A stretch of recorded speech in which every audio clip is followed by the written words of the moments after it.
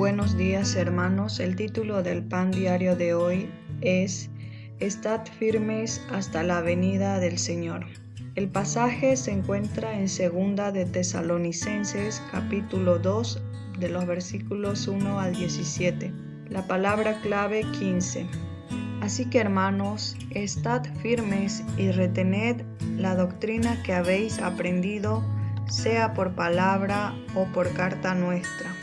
El apóstol Pablo daba muchas gracias a Dios por los hermanos en la iglesia de Tesalónica, que crecían en la fe, el amor, paciencia, soportando toda clase de persecuciones, tribulaciones. También oraba por ellos para que Dios cumpla su propósito de glorificar a Dios. Pero en la iglesia había un problema: las falsas doctrinas de la segunda venida de Jesucristo.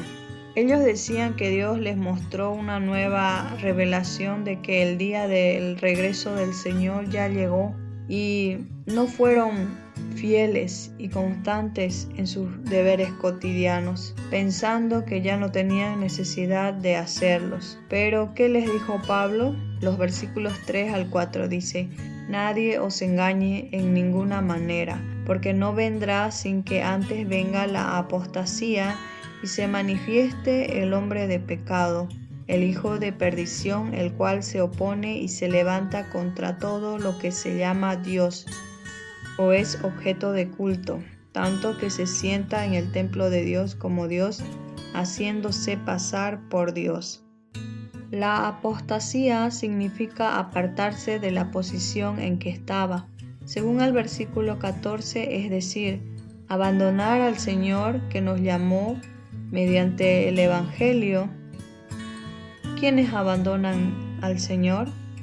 El versículo 12 dice: a fin de que sean condenados todos los que no creyeron a la verdad, sino que se complacieron en la injusticia. El ser engañado por las falsas doctrinas no es cuestión de inteligencia o conocimiento bíblico, sino nuestro deseo, es decir, en qué nos complacemos, en la verdad del Evangelio o en el mundo vanaglorioso. Hoy en día, la iglesia contemporánea también consienten y agradan más a sus deseos de la carne, el pecado, totalmente rebeldes con Dios.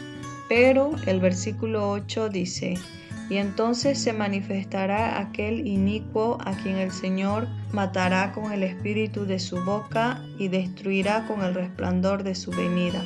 Amén. Cuando el Señor Jesús vuelva con poder y gran gloria, destruirá al hombre de maldad. ¿Cómo debemos vivir los cristianos en esta tierra?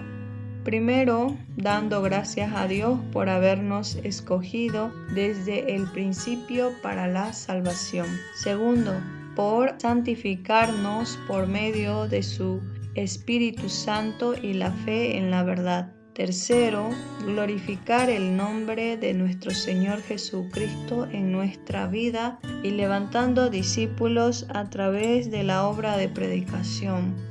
Obedecer a todo esto humanamente es difícil, pero para Dios nada es imposible, pues nos anima y conforta nuestros corazones diciendo, el versículo 15, así que, hermanos, estad firmes y retened la doctrina que habéis aprendido, sea por palabra o por carta nuestra. Alabado sea nuestro Señor Jesús, quien nos llamó por su Evangelio para alcanzar la gloria de resurrección juntamente con Jesucristo. Padre, muchas gracias por haberme llamado desde el principio. Ayúdeme a serle una sierva fiel hasta que mi Señor Jesús vuelva. Se lo pido orando en el nombre de Jesús. Amén. Una palabra: estad firmes. Amén. Bendiciones.